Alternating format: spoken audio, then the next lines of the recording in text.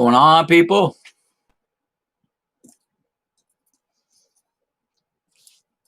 Who's in the chat room? Let me see if I can get this chat.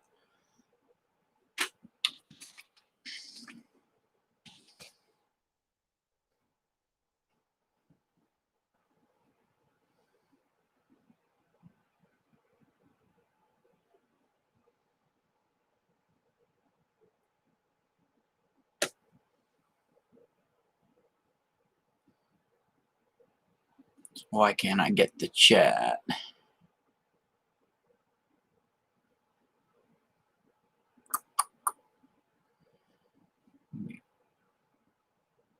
My lady.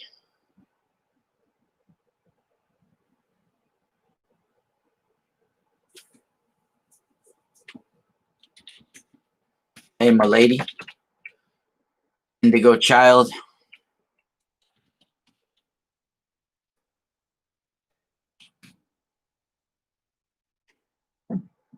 What's up, everybody? So this is a little pre-show I'm going to do before we go live on my Patreon. My Patreon will be exclusive chat. We'll be going over some ancient religious writings. Nice to see you as well, Sharon. Nice to see you as well. Wait for some other people to join us before we get started here.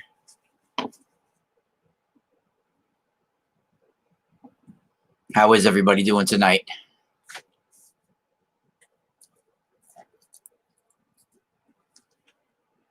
Got the Tibetan bowl here too. Here we go. Ruben Soto.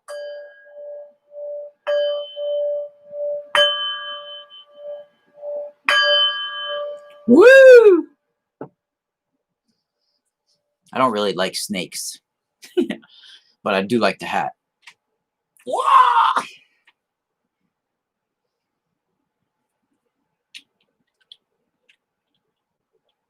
So what's up, everybody, tonight?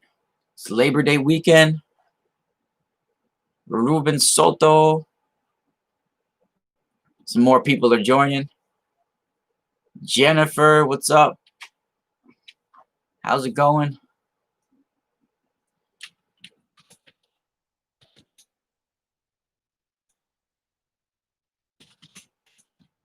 Ruben. That's nice. That's good. I hope everybody is safe out there. Crazy shit is going on. Yeah, it's starting to get. It was hot. It was a little hot today here in New York, but it's starting to get cooler at night now. I mean, shit, it's like the end of the summer already, right? It's already the end of the summer. Sucks. We got crazy mosquitoes over here too. The mosquitoes are nuts in New York. Well, I'm right near the Hudson River too, so it's really crazy. Really crazy here with the mosquitoes. I don't know why they're so aggressive this year. Wow, Sarah, you just found me?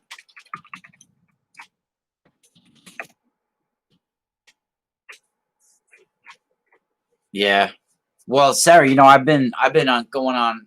I don't know if you're new to Rex's show in general, but I've been going on Leak Project for like 5 years. Thank you, Sarah. Yeah, I've been going on Rex's show for like 5 years. There's some of our old shows that have like over 300,000 views. When I first went on there years ago, talking about some of my experiences and different things of my ancestry and things like that. Yeah, we got I have some AccuVax in stock. I even have a couple of big harmonizers left like this. I have more copper coming in this week, so I'll be able to have stock more of my mini harmonizers, which are like this, you know, the infinity harmonizers that you see here, mini harmonizers. But I have a few harmonizers left that are this size, and this has the big AccuVac in the middle and the harmonizer. So it's a vacuum that sucks all the negative energy into the base, and the positive energy loops down in the pot, comes and loops into the top, and the constant flow of pulling the negative in and positive looping back through the top, and this pulsates positive energy. Boom, boom. And the copper ions that pulsate off of this interface with your blood and literally put healing properties into you, positive energy into you. And this is the Torus. Yeah, this is toroidal technology. And you see, this is a big AccuVac coil in here. Look at that. That's a big wrap. I mean, I can do all size wraps here. Eventually, I mean, you know, eventually I'll show you. So I have a few different kinds. I have the AccuVac, you know, but like this is the shit. This is the standard. This is the standard one in my medium size harmonizer.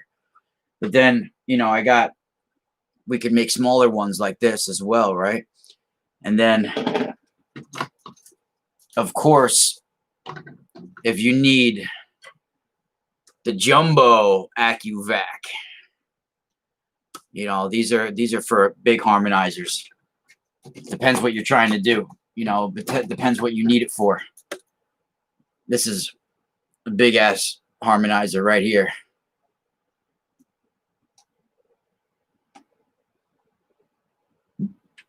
Yeah. So, depending on the size of the harmonizer, depending on the distance of the, you know, the, like, how far the, what's the word I'm looking for? How far the, you know, the effect is, how far it goes. But the small ones like this, or even this, are just as powerful as, say, a medium-sized one like this. It's just that the bigger ones will have a field of strength that goes farther. So no matter if you buy a small one or if you get a large one, if you make one, buy one, no matter how, whatever way you get one, no matter if it's big or small, it'll have the same strength. It's just that the bigger ones have that strength goes for a farther period. So the personal harmonizers are good for, you know, your body and your surrounding biofield. But if you're looking to harmonize the room or harmonize your workspace or harmonize the world, you know, your world, you know, around you, your immediate atmosphere up to a mile around you, even, it would be a medium sized one. And this one is if you're trying to even affect agriculture around you and harmonize and cleanse the collective consciousness of your surroundings, you know, and that would be for the bigger one. And of course, you know, I amplify it with Lemurian quartz. Usually I use Lemurian quartz on top or something like that. Even the mini ones, like I have mini Lemurian quartz towers for sale on my website. Those go perfect. They fit perfect right on top of the mini harmonizers, you know. Yeah, so yeah, I've been going on Rex's show and doing interviews on Rex's show for years. In fact, just go to my website, themysticalspiral.com. You can find in the media section all my interviews on Rex's show over time. Oh, Leak Project. What's up, Rex? Rex is in there. Hey, buddy. What's going on, brother? Yeah, so times I was on Rex's show from years ago, you know, we were talking about certain experiences I've had, certain things that I've done, and just over the last several years, a lot more has come to light about some of my experiences that I've had years ago. So yeah, no matter if you have a field of influence for a short period of time or a long period of time, these are just as strong as the other ones. And you know, Rex, in the chat room, once you get my package I sent you, I know it's stuck in Texas, but I sent you an AccuVac coil, a bigger one than this. I sent you a bigger one than this. And, you know, I got all sorts of wraps, tensor wraps and crystals. Of course, my watermelon tourmaline, my kyanite. And this is a pre-chat we're going to do right now, because after this, I'm going to be doing an exclusive chat of studies, religious studies, with my patrons over on Patreon after this. And shout out to the Lee Project, baby. So you guys can see in the title what I was talking about this. You know, many people, some people are out there don't know me. There's new people out there that they don't know my history, my family history, my work that I've done most of my life. And in July of 2019, I finally was awarded the title, I guess you could say, of Reverend, which doesn't mean I'm preaching church and doing that, but I did my religious studies for decades, and actually spiritually helping people for decades as well, where I achieved that status within my hereditary line, which is the Trinacrian, Our Lady and Lord of the Trinacrian Rose. And Lori Bruno is one of the high reverends of that line. And in fact, Dr. Leo Lewis Martello, who was one of my mentors, who died in the year 2000, famous author from the 60s and 70s, famous hypnotist, famous, I guess you can say, mago or magician or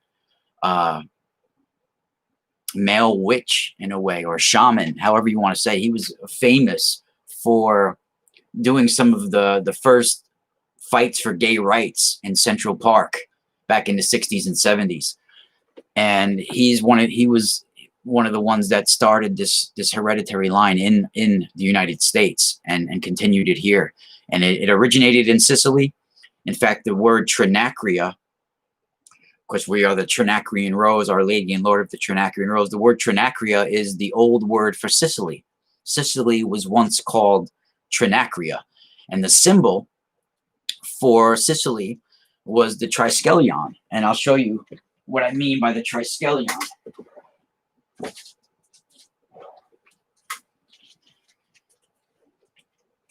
I'll pull one for you here.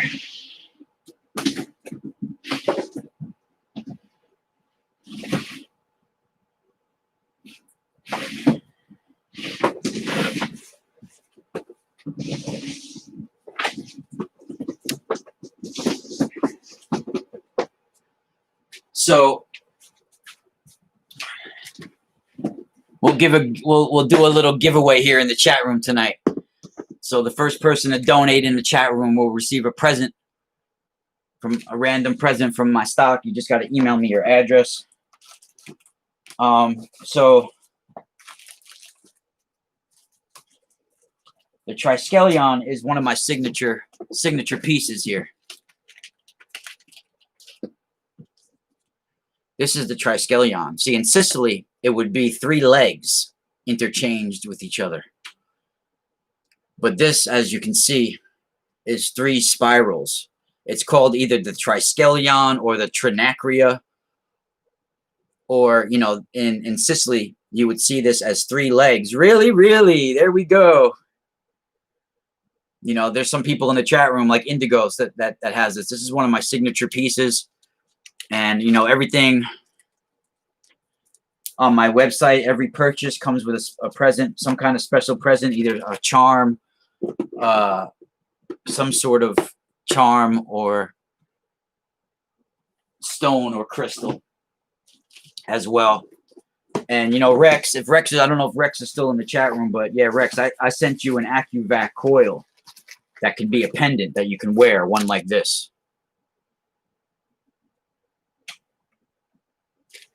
And it's a vacuum. It sucks the negative energy into the bottom and positive up and loops back down through the top. So if you have pain, physical pain, if you have broken bones, anything, it can help heal that if you put it the south end towards the pain. I'm even working on the mini personal harmonizers. We'll have these up for sale next week. These ones, I just ran out of these ones too. All we have left right now until next week is the medium harmonizers, which are the strongest on there.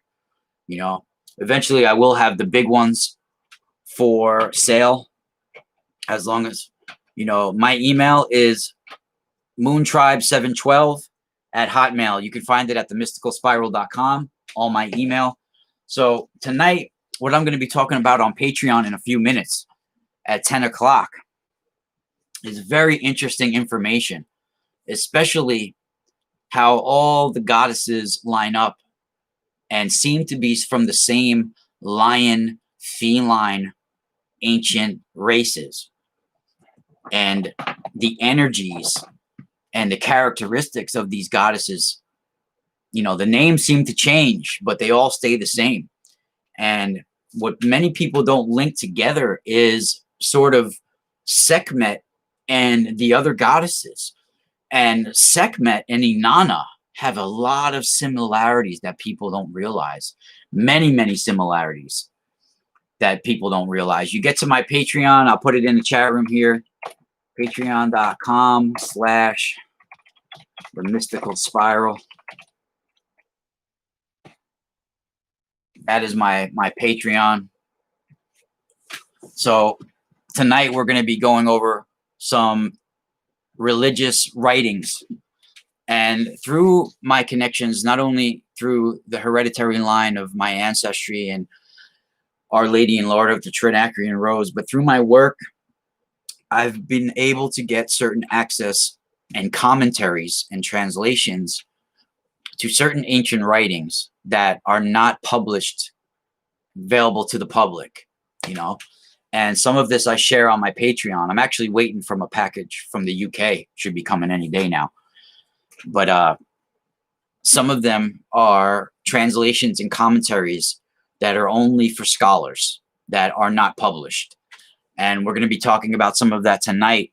And some of it has to do with a future galactic computer coming over us. And we've been talking about this. And how do I know this? Well, it's saying it right in the description. I don't think they just had the words to go about talking about this. And let me give you guys an example. And I was talking about this on my show on Saturday night on the Truth Frequency Radio Network.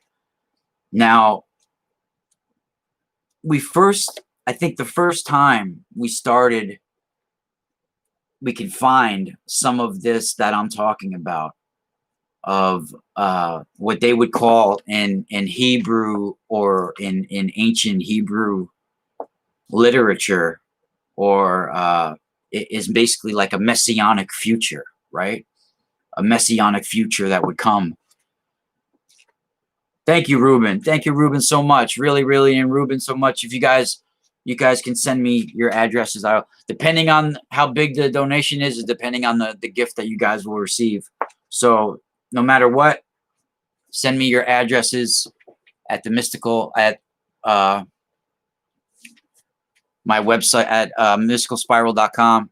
You can find my email, and I will hook you guys up probably next week. I have a lot of shipping out to do this week on my website. So next week I'm going to be shipping out for my patrons as well. Yes, I do ship to Canada. I ship all over the world, but if you live in the United States, shipping's included with everything. Like, shipping's included with it's free shipping in the United States on my website and everywhere. But if you're outside the US, I have to charge for shipping because it's a lot more.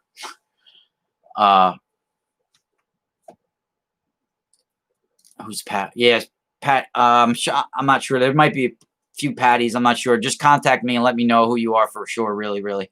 I'm not sure if it's the same Patty as the other day, but yeah, just contact me. Let me know. So, a messianic future where they're talking about literally how something is going to descend from heaven right down on New Jerusalem and be sort of like a third temple, a new temple, and a new consciousness will come.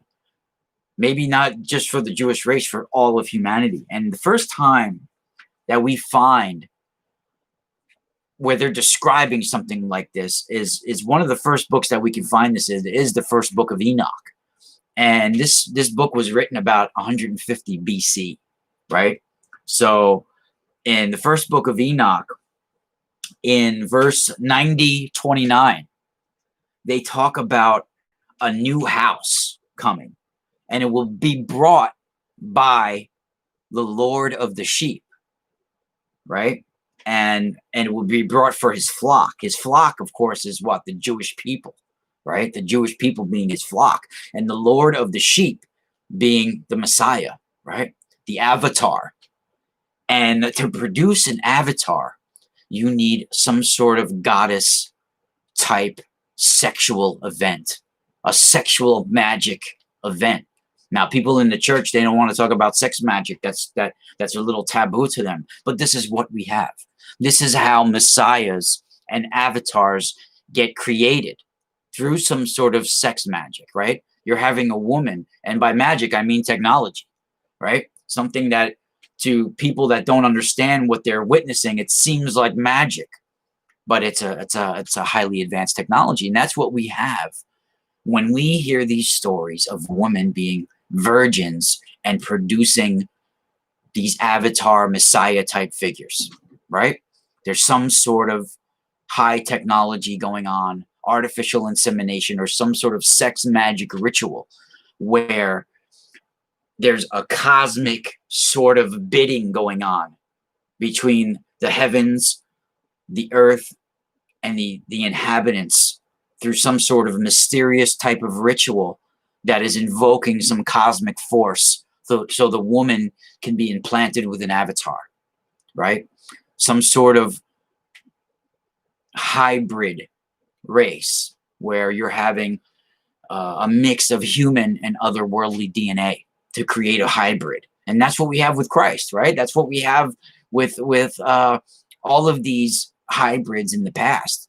I mean, some of the Ugaritic tablets that I've talked about, some of the translations that I've gotten over the years that I've discussed on my Patreon, and even right there on Leak Project, talk about even with Set, the god Set from ancient Egypt, and how he deflowers the goddess Anath on the seashore with a sex magic type ritual. And the same thing with Baal and Anath. There's they talk about this. But the first time we see in religious writings a messianic type of new house coming down with the Messiah that will be built in Zion, and will be built, and it will be renewed in its glory, perfected forevermore. Right? This is sounds good, Patty. All right, so it is the same Patty. Sounds good. Yeah, so I'll send you the free little gift. You know what? I'll send you your watermelon tourmaline in it. That's what I'll send you, and a couple little charms. All right. Thank you. That's a deal, Patty. That's a deal. And thank you, Claudette. Claudette, no doubt. Claudette from, is that California? Is that what it is? CA? Claudette. Good looking out, Claudette. Much love. Much love, much love, much love. So Canada is in the house. Oh, see, Canada, California. Woo, some psychic I am, huh? So this is definitely what we're seeing here, right? So look at right here in the Syriac Baruch, right? In Baruch, we have another example of this. In the Syriac Baruch, they have in verse 32, 2 through 4, they have, this is verse 32 in Baruch, verses 2 through 4. It says, after a little time, the building of Zion will be shaken in order that it may be built again. But that building will not remain, but will again after a time be rooted out and will remain desolate until the time. And afterwards, it must be renewed in glory and perfected forevermore. So what does that mean? It's going to bring to a higher consciousness. It's for infinity. bring it to a singularity even, right? That's exactly what we're talking about. Even in the book of Ezra, verse 7, Ezra 7, 26 through 27. It says, "For behold, the days come, and it shall be when the signs which I have foretold unto you come to pass, then shall the city that is now invisible appear, and the land which is now can be concealed be seen." So what are they saying right here in Ezra? So they're talking, and this is happening in Ezra about the same time that there was a destruction of Jerusalem. And this is about the year 70 AD or 70 CE, depending on your religious beliefs, whether you're saying after the death of Christ or since Christ existed. It's the year 70, right? So about the year 70, we have Sherry. Oh, much love, Sherry. Thank you so much. Woo! We getting it here. So about the time of the destruction of Jerusalem, which is about the year 70, this was about the time that the author of the book of Ezra wrote about how a new city that right now is invisible will appear in the future. Right? Charlotte, what's up, baby? What's up? What's up, Sherry? What's up, baby? What's up, Maria? Mary? Claudette? Really, really, peace of mind. DM, everybody out there, thank you for tuning in. Smash that like button.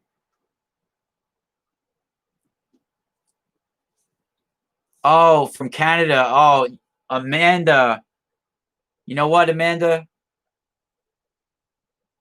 That's a really awesome donation. I'll send you an AccuVac, and I'll include the shipping. Contact me privately. If you don't want an AccuVac, then I'll send you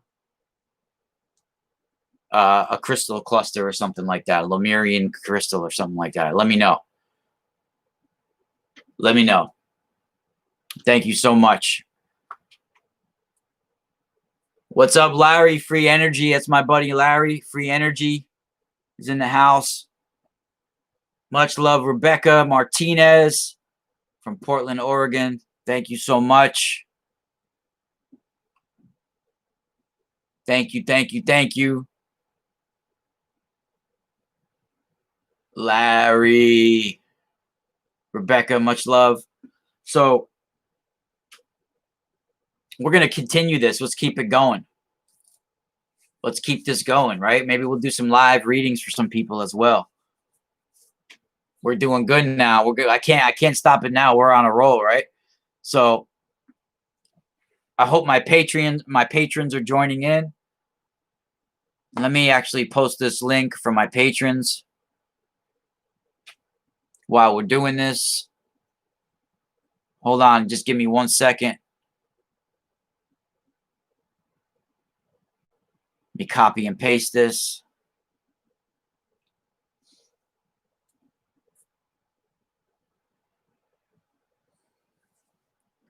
I'll be right with you guys. 1 second. I'm just posting this on my Patreon so they know to come to the chat.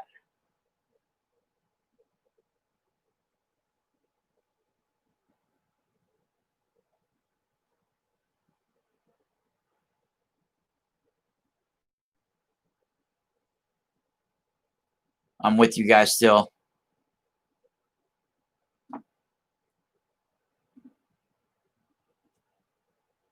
You guys still with me? Yeah, we'll do some live readings. I just got to get some water too.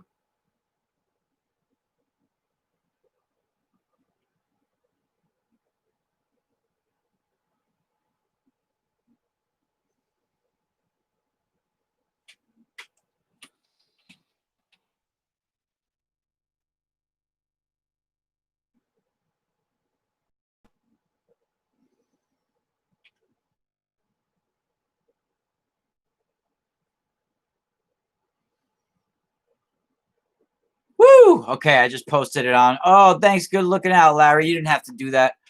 Larry looking out for me. Larry's a truck driver. So, you know, usually all the crystals I have on my website, I have a connection that I get from either Brazil or Arkansas, right? So, but Larry is a truck driver, and he sometimes has little metaphysical stores, little shops that he visits. So I always have him on the lookout for stuff. And he recently found some obelisks for me and some selenite. So shout out to Larry, man. Larry's the man. He's like he's definitely soul family and like an older brother of mine type. You know, I love Larry. You know, me and Larry got we're going to be working together, and I'm going to help him doing some clearings. Larry's the man. Yeah, I give, you know, usually with my my website, I always give something away with my customers. You know, usually I'm usually good. I mean, sometimes I might forget something here and there because I don't remember what a certain person is, but usually I write everything down. I usually get it right. And Melinda, what's up? Thank you, Justinian Leonidas. Wow, Justinian Leonidas. Love that. Love that name. Claudette Malaspina. Malspina. It's almost like the Malandante, the Malspina. Interesting. The Malspina. So what kind of reading should we do for people tonight, huh? So we were talking about too, before we get into that, let me just finish what I was talking about, because it's very interesting with this, right? How the ancient Hebrew writings, they're talking about an invisible city that's going to appear, right? And when they talk about this, they're talking about this city, this temple, right? That's going to be on the royal seat of David. We'll get to the Lutz. It's actually spelled L-U-Z. Sandra in the chat room. Shout out to Sandra. It's spelled L-U-Z, Lutz, which in Portuguese or Brazilian means light. But in ancient Hebrew, it actually means hazelnut, right? It's because that's the shape, like a nut, like the hazelnut tree. This is the spot of Jacob's ladder, and Lutz was the original name of the town of Bethel, right? Lutz was one of the original towns of Bethel, and Lutz also is a bone at the bottom of your cranium, beginning at the top of your spine. It's a little bone the size of a nut, right? Shape of like a hazelnut or an almond, or I forget exactly what the nut is. If it's hazelnut or someone can look it up and find. I forget exactly, but it's a little bone right here. And the ancient sages believe, especially in the Kabbalah, in the ancient Hebrew, and ancient Syria, and ancient area of Mesopotamia, and all that area, in the Levant, that whole area. The Nephilim tribes especially believe this, that the Lutz bone keeps an imprint of the soul, and it can be resurrected from the dead from this very bone. Walnut, maybe it is. Not the walnut. No, the walnut is from the walnut tree. But I don't want to go looking through my books right now because I don't feel like digging. But first of all, I could find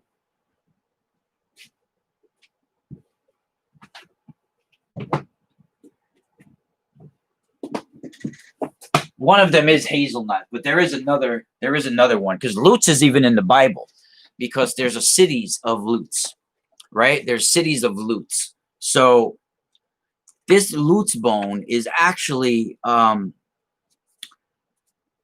pretty fundamental to the Torah and the Jewish consciousness. You know, this is they have a Jewish observance, a ritual that's done that they call Melave Malkah. It's spelled Melaveh, and it's Melava Malkah, Malkah, And this is basically, aside from the traditional 3 meals that are eaten on the Shabbat, it's an ancient custom basically that they arrange uh, this additional special fourth meal on Saturday night, and it's in honor of the departure of the Shabbat. The Shabbat basically is the goddess, right? The Sabbath, right? The queen. And this meal is known as the Melava Malka, right? And that basically means escorting the queen, escorting the Shabbat. It's all about sex with the goddess too, and creating and bringing apart the avatar and the Meshiach, right? So this meal also follows a ritual that they call Havdalah. Havdalah is a ritual that distinguishes the holiness of the seventh day from the incoming 6 days of the week, right? Thank you, Meg. Shout out to Meg. And this meal is like this special, fourth meal. And basically they escort her out at the close of the Shabbat, right? And there's a lot of traditions that sort of interweave this meal concept that's based on the goddess energy, and it has to do with a word that they call naskoi. Naskoi is a very interesting word. It's a more common word in the Kabbalistic practices, but it's spelled Naskoi, naskoi, right? Now, forgive me if there's people out there that are Hebrew that I'm butchering these words, right? But naskoi, or I don't know, I don't have that sort of throat phlegmy, way of traditionally saying it, like the malavach, malkach. I think it's said like that more. But so forgive me if I'm butchering it. Thank you, Queenie. But this name naskoi is very interesting, right? It's almost like saying the DMT juices, right? The it's almost like the very spirit molecule, right? The juices of DMT. It's very interesting, right? So the lutz is one of the only organs that was not in a state of fall of Adam, right? That's what they believe, basically. It was not affected by the higher dimensional fall, and the lutz bone is the spot where at the end of days, they believe the dead will be resurrected by rising people from this bone, from the knowledge that's in this bone, right? That even, there's in Kabbalistic practices or ancient Hebrew, they believe there's different levels to the soul, right? And one of the lowest levels is like you have the ruach, which is like the spirit, the breath of the spirit. There's all these different levels, and the lutz bone is associated with this, and it's associated with the lower level that's imprinted on the bones that stays in the grave, basically, right? And it's very interesting when you look this up. And in fact, it was the original name for Bethel, and the spot of Jacob's ladder, the spot where the capstone is now, right in Jerusalem. The Dome of the Rock is over. There's a capstone that's right over the Well of Souls. And they believe that is the spot where a living liquid is capped. This living liquid is like a global DMT awakening that they're waiting for, that right now is capped. And once this living liquid is released, it'll be like a messianic transformation, right? It'll be like a global DMT wave that the Hebrews, the Jews, believe that it will bring the Jewish community to a higher state of living, right? Now, I do believe it's going to be a future artificial intelligence super galactic computer that's going to be put right on the Temple Mount, right? Right on the Temple Mount. I mean, they're describing it right in these religious documents. And this is exactly how they talk about this. They're talking about a messianic Jerusalem, right? And it will descend in its entirety straight from heaven, from the stars, and it will comprise of 1,000 towers, fortresses, street corners, and it's going to extend as far as Damascus. Its height will increase by miles. Its gates will be made of huge, precious stones and jewels and pearls will be scattered all over its streets and its environment like pebbles, and its radiance will light up the whole world and will rise up to God's throne of glory. Now, what is this talking about? All these pearl type things and crystals and precious stones and all of this, right? Now, they talk about it as well right in Revelation 21, right in the New Testament.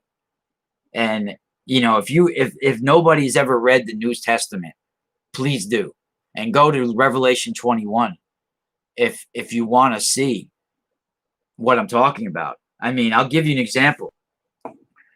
They talk how in Revelation 21 how a city will come down, right?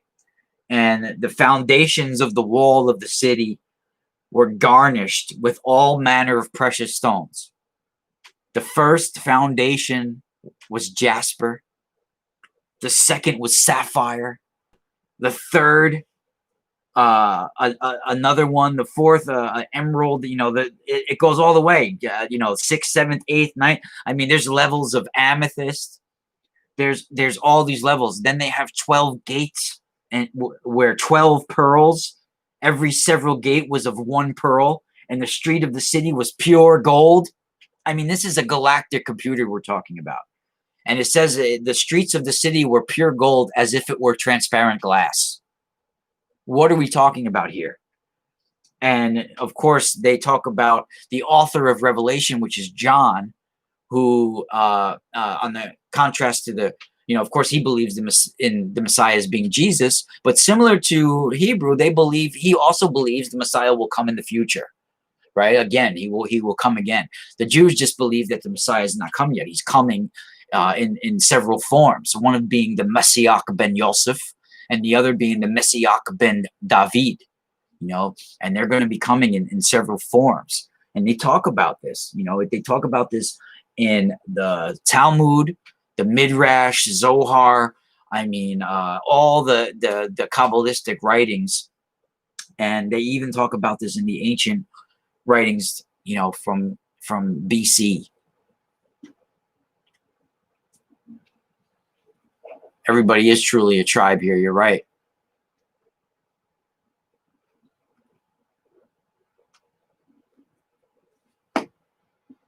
What's New York City? Well, I'm right outside New York City.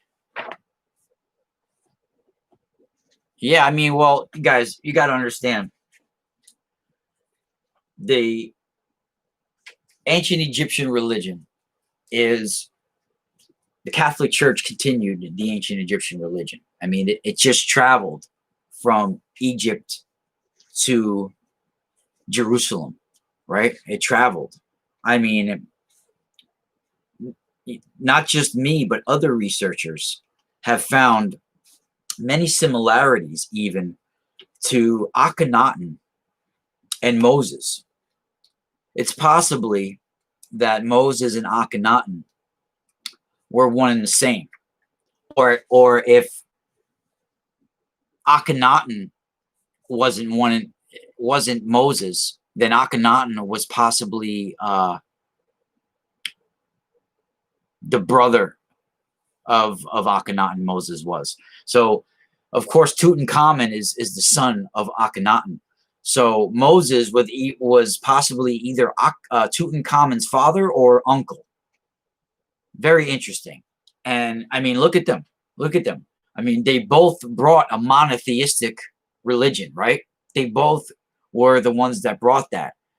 And not only that, there's a lot of similarities. There's lost years in the Bible of Moses, and even Josephus, who was a Jewish historian, he had wrote about a man named Manetho, who was he was basically like a an advisor for Ptolemy the First, the pharaoh, right? And Manetho wrote about how Moses was a priest of Heliopolis, right? Heliopolis, which was the city of the sun, right? Capital city in Egypt, I think in Memphis. But also, he contradicts himself later on and suggests that maybe he wasn't the priest of Heliopolis, but he was a leader of the Egyptian army that they fought in a war against Ethiopia, right? And they talk about this. They also talk about an ark of rushes that Moses was found in, right? Moses was cast out. What's up, Costi? What's up, Rebecca? Now, it's very interesting when you look at the 18th dynasty of Akhenaten and you look at Moses, because they possibly were definitely related in some way. And, there's a lot of secrecy with Akhenaten. They covered up a lot for that reason. We should have 52 likes, but yeah, so I mean, look at even when you talk about Moses's rod, the rod of Moses, which is actually the rod of Aaron. People get this confused and they think about it's the rod of Moses, but it's actually was the rod of Aaron that was high technology. I mean, at first the Bible in Exodus talks about Moses fleeing the land of Midian, right, which is east of the Sinai Peninsula, and his queen Nefertiti dies right about this time, and Midian is where Moses takes another wife, and some say it was the wife of Ethiopia, but some say her name was Zipporah in the Bible. But outside of the Bible, Zipporah, which means basically female bird, right, is very similar to Lilith, having talons on her feet and all of this, right? And Lilith was shown this way. Inanna, Ishtar, was shown this way, and people don't even realize, there's a lot of lost years with Moses as well, and Moses the Bible says he comes from Egypt, but the Amarna dynasty is a lot shrouded in a lot of mystery, and I do feel they're either one and the same or they were brothers. He was either Akhenaten or he was Akhenaten's brother, and Heliopolis means like basically the house of light, and it was originally called On, and Pharaoh Shemkah-Ra basically is related to derives the name Aaron. This is where Shemkah-Ra'an is where the name Aaron comes from. So that Pharaoh Shemkah-Ra is where they got Aaron from, Shemkah-Aaron. So this is where they get the house of light, where they get the name Aaron from, and where the staff of Aaron comes from, where the staff of Moses comes from. And this is the same staff that we find in the priesthood of the Sekhem. Now, many people, this is a rediscovered technology that people are finding nowadays. We are just rediscovering some of this sound healing harmonic resonance technology that they had in ancient Egypt, which I feel is either from ancient Atlantean, Lemurian, or some of these ancient civilizations that we might not even know the name of, right? And Sekhmet was an ancient goddess, and her name derives right from a word called Sekhem, Sekhem, Sekhem, right? So Sekhem literally means spiritual might or spiritual power. If you go to my website, themysticalspiral.com, and you go to music, Ra's music healing, the felines, and megalithic secrets in the menu, you'll find a lot of this information there. And I'm going to be adding even more, but we'll go back to the Lutz bone in a minute. We were talking about the ancient Hebrew and stuff, and we're going. But let me continue what I was talking about real quick. Then I'll answer more of your guys' questions. Have I ever read the book of Enoch specifically? What is there about Moses? No, I wasn't putting Moses in the book of Enoch. I moved on to the topic a little bit with Moses and Akhenaten, but I was using the first book of Enoch as an example of one of the first times that we see a new house coming down from the sky, and they're talking about it, and they talk about this in several books that I was bringing up. One of them being the Syriac Baruch, another one being the book of Ezra, another one being, of course, the first book of Enoch, and another one being the Holy Bible, Revelation 21, where we find almost the same thing. Even the Bathsheba, it's a Hebrew document. They talk about this. A lot of commentaries that you find from the Talmud and the Midrash are talking about this, and there's a lot of other books like the Zephyr Eliyahu. There's all these other books that have examples as well.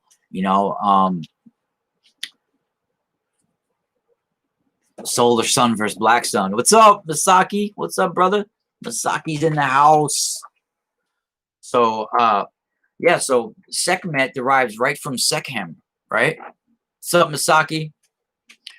Yeah, and there's also myths with Moses having horns. There's a lot of tales that people say when Moses came down from Sinai, he not just had a shiny face and was changed, but he had horns. And there's a famous depiction of Michelangelo statue that Michelangelo made depicting Moses with horns. So everybody's rock stars. Thank you, Patty. So Sekhmet derives from the word Sekhem, which means spiritual might or spiritual power. In fact, they have the Sekhem scepter. And this Sekhem scepter is like a sound, some sort of like vibrational harmonic resonance healing device. It even could heal decayed cells and bring people back to life. It's a light technology, right? And they talk about this. You'll see a lot of ancient Egyptian gods, goddesses, deities from the pantheon depicted with staffs like Ptah and Hathor and Sekhmet and all of these. Sekhmet and Hathor are sort of like dual sides of the goddess. And Sekhmet being even called, she's called even the Eye of Ra. And there's a famous story that depicts Sekhmet as what they call the Eye of Ra, which is a destruction technology. She becomes this storm, this huge raging lioness, and she's destroying all of humanity because how disgusting they have gotten. The world has gotten corrupt, and they are cursing the gods, basically. So Ra, the supreme sun god, right? Not me, Ralph Anthony, but Ra, the supreme sun god, he summons the fierce side of Hathor, which is Sekhmet, the lioness goddess. And he summons the eye, which they call the Eye of Ra, which is like something that's going to destroy and punish all of humanity. And she becomes this raging lion, and she starts destroying, murdering all of humanity. And the more she kills, the more she gets the taste of blood, and the more she wants more, and the more she's destroying, and the more she becomes in a rage that she's almost going to destroy all of humanity. And Ra needs to step in and stop her, because she won't stop, and she won't even sleep. So finally, he tells her to take a break and take a drink and lap up some blood, right? She's been drinking blood, so he puts pomegranate beer in with the blood, so it puts her to sleep. So she laps it all up and puts her to sleep, and then she stops killing everybody, and she subsides from the rage, right? And it saved humanity, but she was ready to destroy humanity. And this is one of the ancient stories of Sekhmet. And she's known as the goddess of war, and the mistress of the gods, the lady of the heavens, right? This is very similar to the Madonna, the lady of the heavens, the lady of the gods, right? But she's also known as the goddess of healing, and she had these sound healing priesthood temples and chambers with sound healing, harmonic resonance healing. And that's what these staffs, I believe, used to do as well. And they would change things, even change people on a cellular level, and even heal cells, heal the cells in your body. Hugs out to everybody out there. Thank you so much, everybody. And we find amazing connections with. You guys still with me? I just heard a weird beep.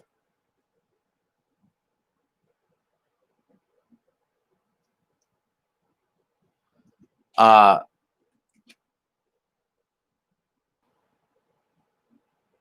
I'm good. I'm good. It said my connection was unstable. Yeah, no, it said my connection was unstable for a minute. Yeah, it was buffering for a second. But yeah, so we find amazing connections with Sekhmet and Inanna as well.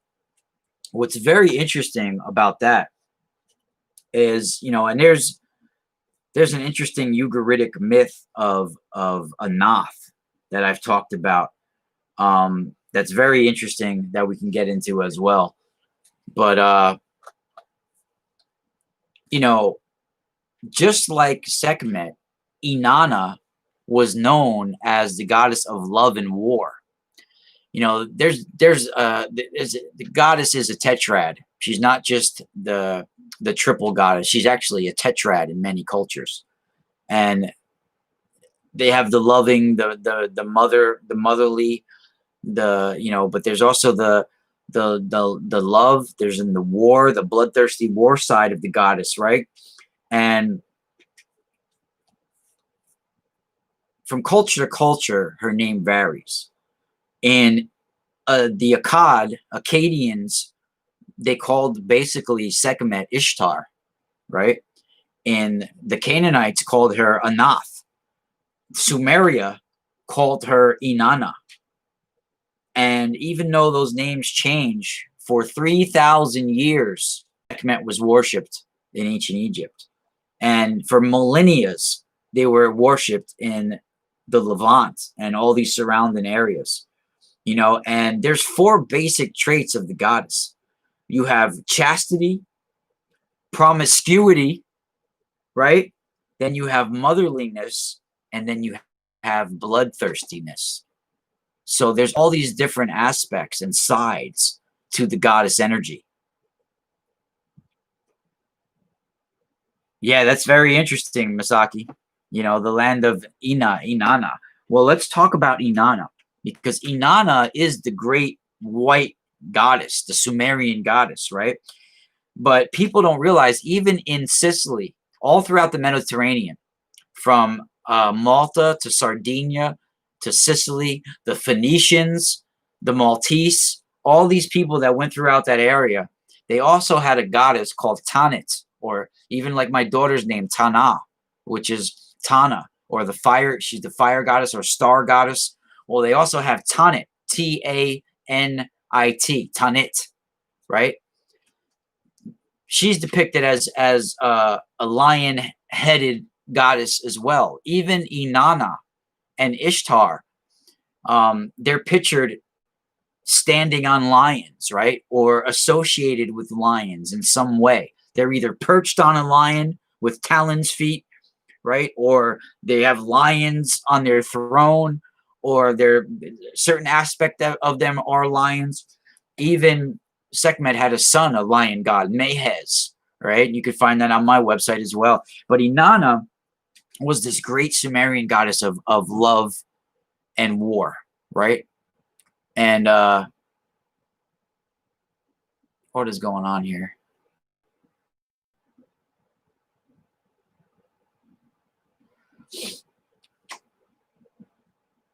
So, like I said, I mean, Inanna is one of the oldest. First of all, she is one of the oldest, and there's a deity of Ulrich. I think Ulrich is basically what it was called, but she's known as a virgin, as well, or the maid Inanna or the pure Inanna, and she was the goddess that was basically responsible for sexual love, fertility, procreation, um, and she gave herself to create the avatars with Tammuz, which is like the Adonis, the Lord, right? So that name that you see there, Adon or Adonai, that is, or Adonis, that means Lord, right? And there's been gods in the past that were called Lord way before Jesus, right? And you have like Adonis, and this is where in the Bible you get Adonai from. It means the Lord, right? So this is where this all comes from. Lucid Curios, hello, shout out to you, brother. And you know, Inanna is there's so many ways that she is similar to Sekhmet. One of these ways you're going to find really astounding, right? One of these ways, and she's also known as the fire god, and she's also known as having a mysterious headset, sort of like headdress technology, where it would be a harmonious blend between her headdress and her body, almost like it was like hooked into her, like an artificial intelligence type headdress connection right to her cranium, right? And they talk about Sekhmet having this as well, this sort of harm, like this weird headdress that's sort of blended to her, that's sort of blended to her body and weaved into her skin. It's sort of like a transhumanism type of thing that we have going on with some of these, even with Anubis, right? So this is what we find in Inanna as well. And we find, just like Sekhmet and her sound healing temples, Inanna was called, sometimes she was called Inanna of, she was called, of course, Inanna of the battlefield of the war. But there was also Inanna with the sweet voice. And she's also pictured on a lion throne, so she would have, one of her titles was basically like sweet voiced mistress of the gods. And right in the Book of the Dead, Sekhmet is called mistress of the gods, the lady who wears the red apparel. It's right in the Book of the Dead, the Per Em Crew. It's right in the Book of the Dead about this. So just like,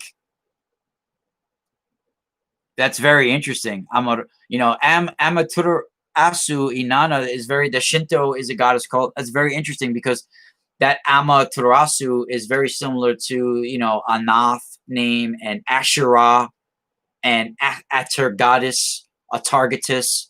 I'll write these in the chapter room so people could see. Atargatis, that is one of them. Anath, Asherah. These are all goddess energies. And in fact, for the Canaanites, the first oldest and supreme deities were Asherah and El. the god and the goddess, Asherah and El. And their children were Anath, Set, Baal or Baal. All of these were the children of Asherah and El, the supreme gods. And you could find all of this in the Ugaritic literature. The goddess Asherah is one of the oldest ones, and I've talked about this on the Leak Project before. Lady Asherah was called just like the Madonna, the Virgin Mary. She's called Lady of the Sea, the Marian, right? And Lady Asherah of the Sea had children with the god El, and their children were Baal or Baal, Anath, Mot was another one, and they were the chief gods of the Ugaritic pantheon. Rex was in the chat room a little while ago from Leak Project. I don't know if he's still in there now, but he was for a few minutes. And there is, not just in the 13th century BC tablet, where they show the god Set deflowering Anath on the seashore with some sex magic ritual to produce Avatar. There's also in the Amarna letters, which I think is 14th century BC, there's another sadistic sort of tale, and they talk about these sex magic rituals basically between the gods and the goddesses. And there was a 14th century BC letter found at Tanakh, which is near the ancient city of Megiddo. That's now modern day Palestine. And they talk about this wizard of Asherah that used to communicate telepathically with the gods. And there's some very interesting translations associated with that. And they talk about these gods and goddesses and basically sex magic. And yet afterwards, the goddess stays impregnated to produce her avatar, but yet she's still called a virgin, right? So why is this? What do we have here? What is taking place here, right?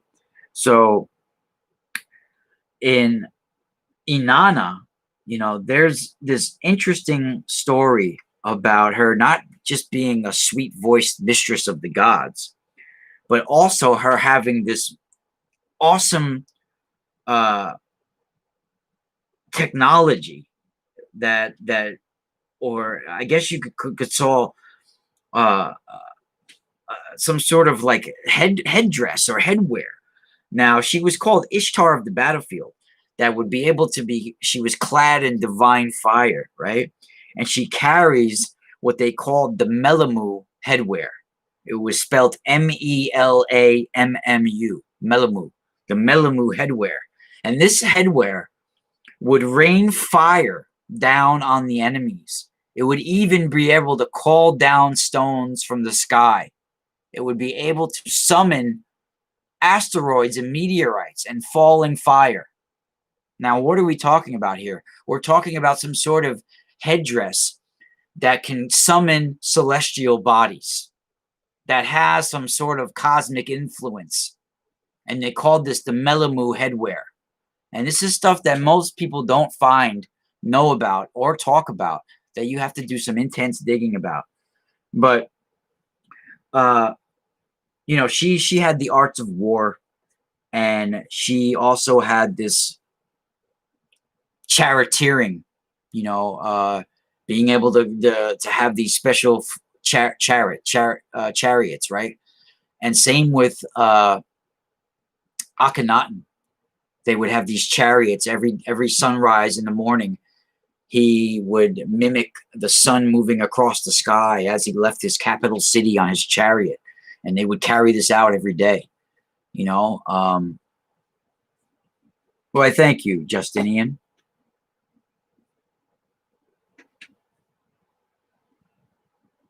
Rex Bear was in the house. I think he left. I think he left now, but he was.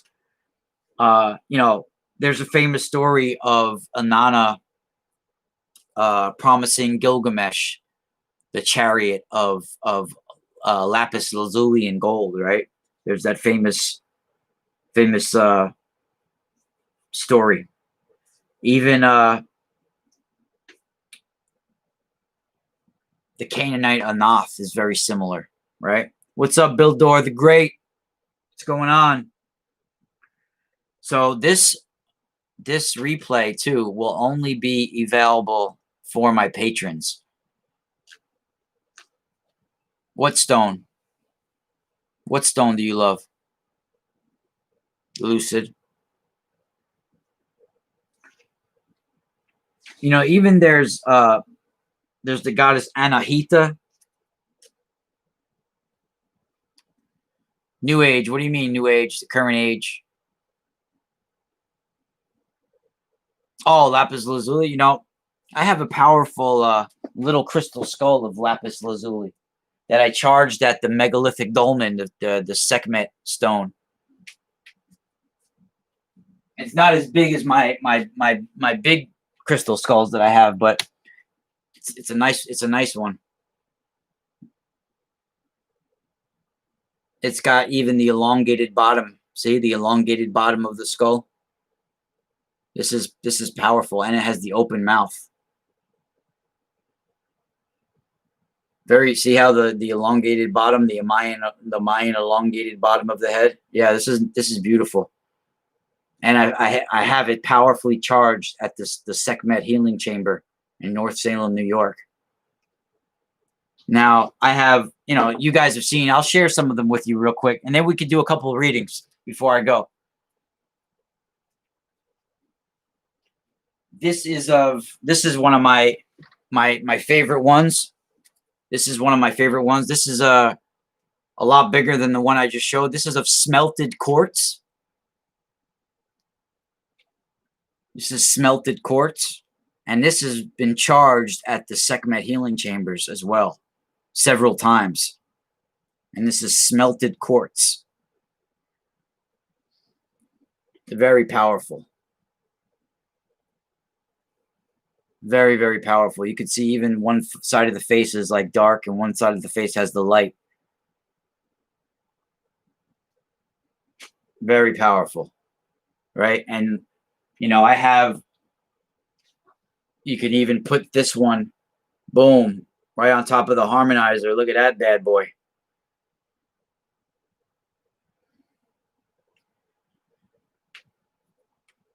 And then I have a psychic guardian that I came onto to be the protector of. And I have a crystal skull that's actually the psychic guardian of this skull, of the smelted quartz skull. And that is my labradorite skull. And this skull is actually an elongated head skull, like the Mayans. Not like this kind of elongated, but elongated this way.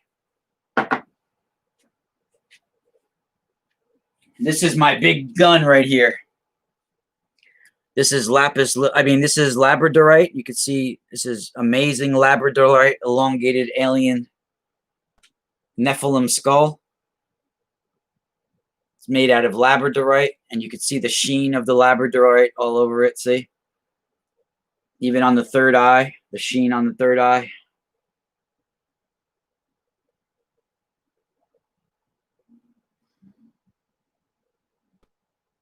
And this one is about 6.5 inches.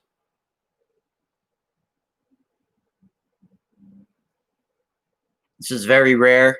And these ones go from anywhere from like $600 to $1,000, these ones right here. Sometimes some of them are really expensive.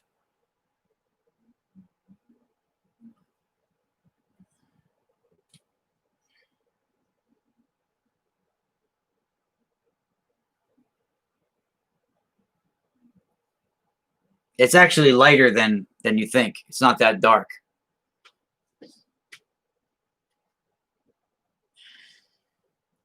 You know, people have been programmed to think skulls mean evil.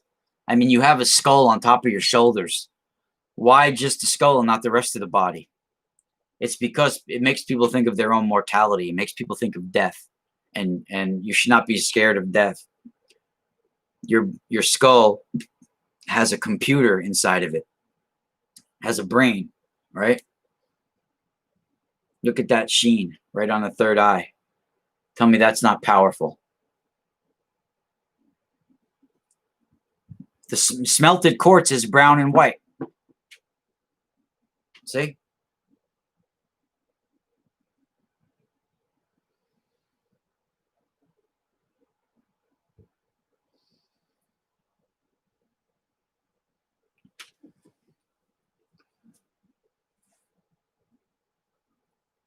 You know, I got big chunks of kyanite too for sale. Kyanite and Lemurian quartz. I got a whole bunch of these for the website.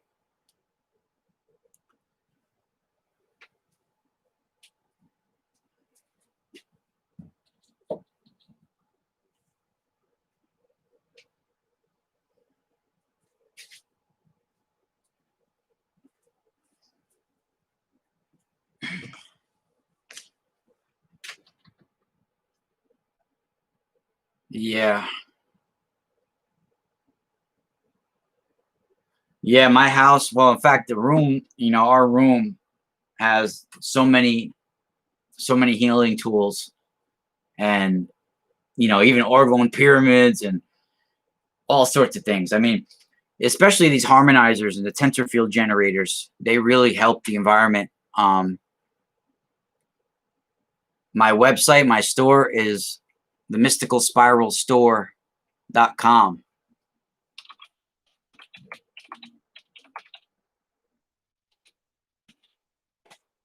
Put it in the chat room.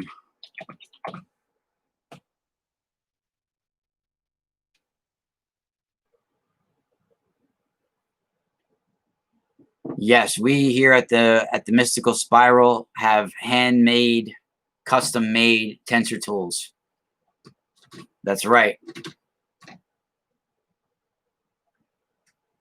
Sarah, you can buy that chunk of kyanite. We have all different chunks, all different kinds.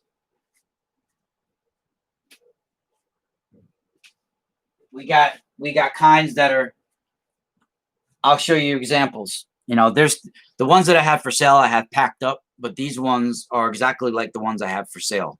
You got ones like this that are like wand type ones, big chunk ones, and you got big specimens like this. You know, these are actually Lemurian quartz with kyanite embedded in the Lemurian quartz. Very intense.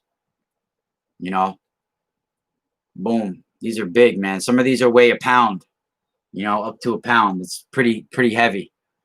You know, and I also have watermelon tourmaline, very similar to this. Not as big as this, but amazing. I'll show you guys some.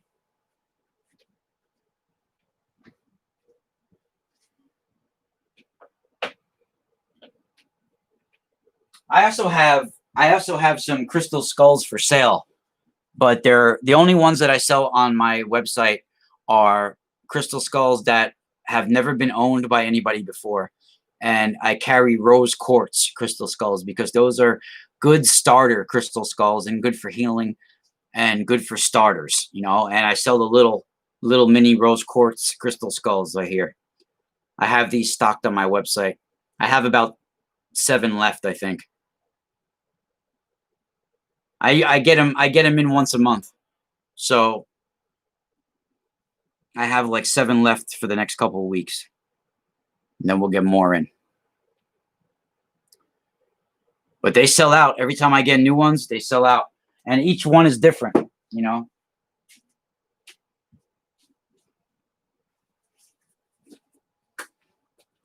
They're all different. This one's a personal one of mine, but some of the ones that I have for sale, you know, they're the same ones, you know. These ones, every one is a little bit different than the other ones. These are made out of rose quartz.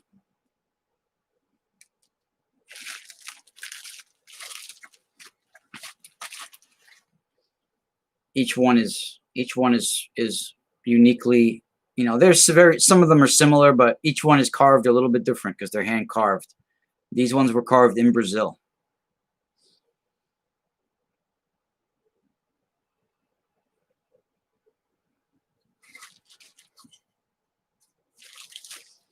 And these are $27 including shipping in the United States. Moldavite's nice. I think I have one little stone of Moldavite, but I've never sold it. I usually, you know, I carry mainly kyanite and Lemurian quartz because I love the energy of those, especially kyanite, and it maintains its energy forever. It's one of the only stones like that. And kyanite and Lemurian quartz, it just gives me, it gives me visions of sacred knowledge. Like I literally receive information about ancient Lemuria and ancient Egypt and ancient places. Like if I'm working on something and I'm working with those crystals, it helps me achieve, it helps me obtain sacred wisdom. It really does. A knowing comes over you. You know, selenite's good for wands.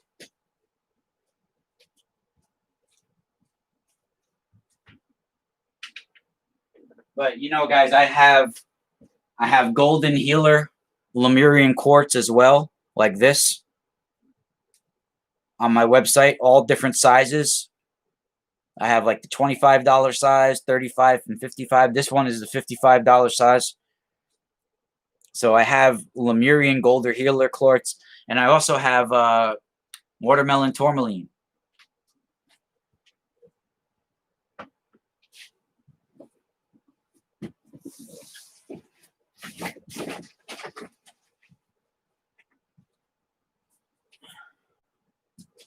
So watermelon tourmaline this is very high grade watermelon tourmaline, and it's raw. It's not polished. These are raw specimens. You know, raw specimens. It's in the Lemurian quartz and within the rock itself. See, it's embedded in there.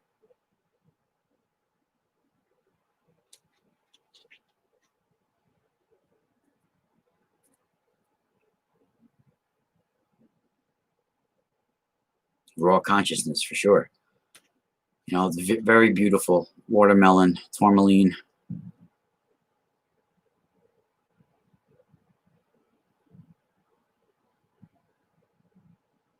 These are literally cascades of watermelon. You know, it's almost like you want to eat it. It looks like candy, you know. It's amazing.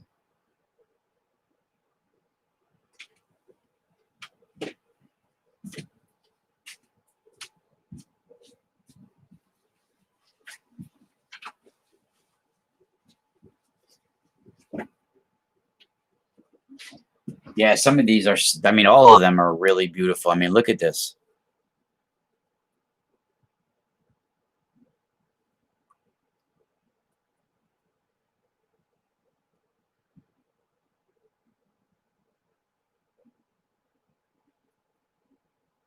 Yeah, I have C60.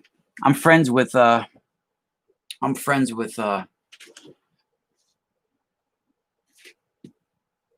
guy from C60. I've had him on my show a couple times, and I'm actually gonna have that on my website eventually. A link to C60 with some discounts for it. I just got to get it worked out with them.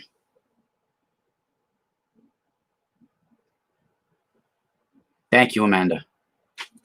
All right, so let's start wrapping this up. We could do it. We could do a couple of readings too.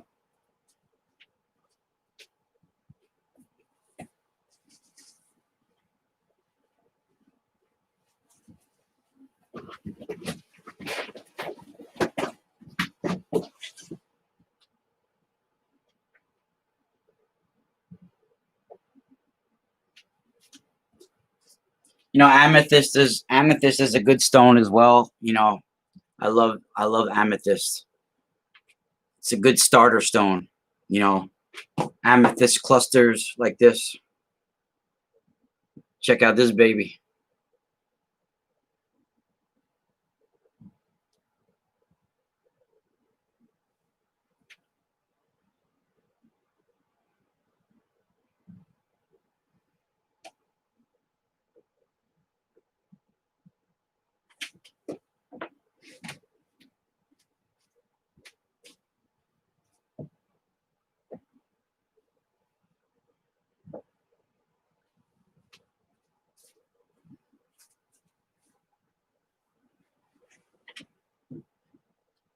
Aquarian.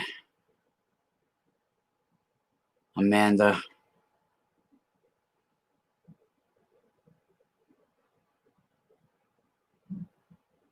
Yes, you know what? We will do it. Let me go get some water and we'll be right back. Thank you, everybody. Yeah, I have it right by my bedside.